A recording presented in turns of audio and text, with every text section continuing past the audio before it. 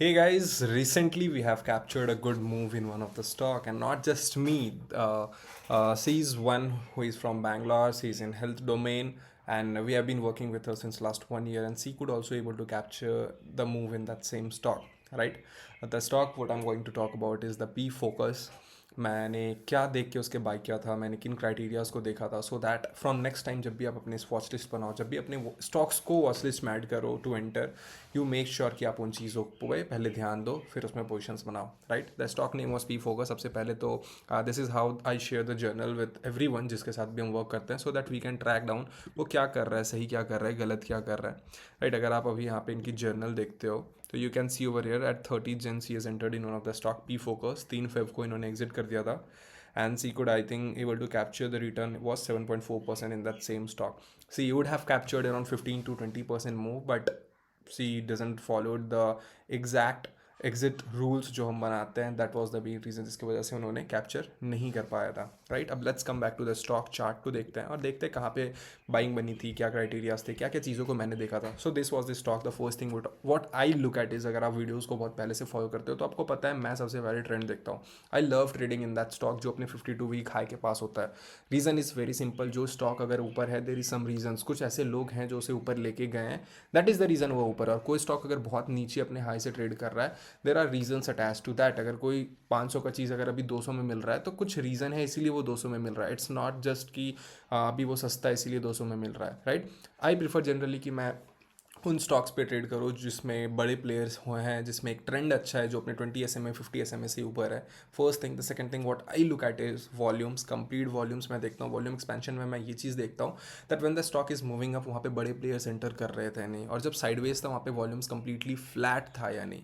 This actually gives me an idea कि जो बड़े प्लेयर्स थे they are still in that position, और अगर बड़े प्लेयर्स ही उस पोजिशन से निकल जा रहा है तो who am I to just be in that trade and you know like जब क्यों मैं उसमें अपने पैसे डाल के छोड़ूँ, right. The answer is very simple.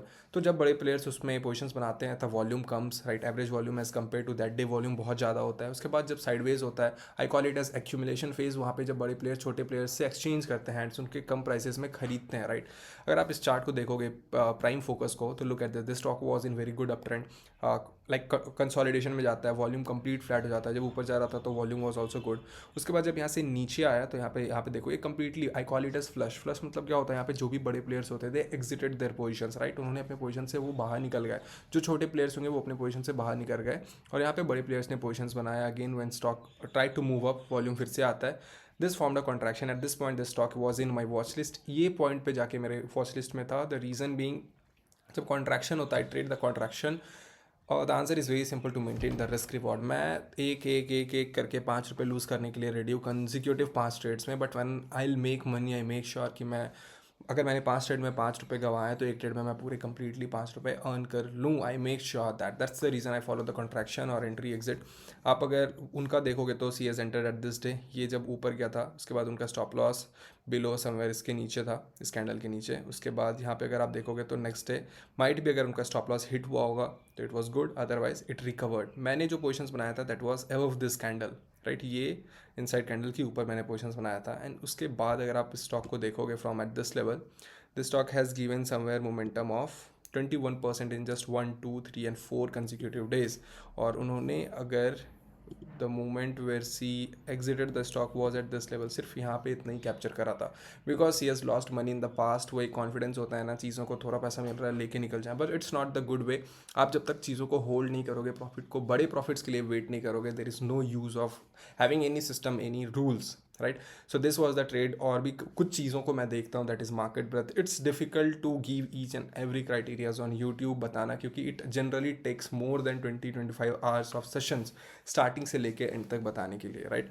If you are someone who has minimum 3 lakh rupees of capital and who is serious, आप सी ए हो, बिजनेस में हो, जो कोई भी आई टी जॉब में हो, कुछ भी हो, and if you want to build a second source of income from market by giving less time, right, I have a one-on-one like complete fellowship program. आप you can comment roadmap, my team will share a link with you, आप वहाँ पे call book कर सकते हो। उसके बाद if we really see you are qualified, you have a capital, you are serious for that, then we are qualifying 4 members for March. Feb में कोई भी slot अवेलेबल नहीं है, मार्च के लिए 4 members we are selecting.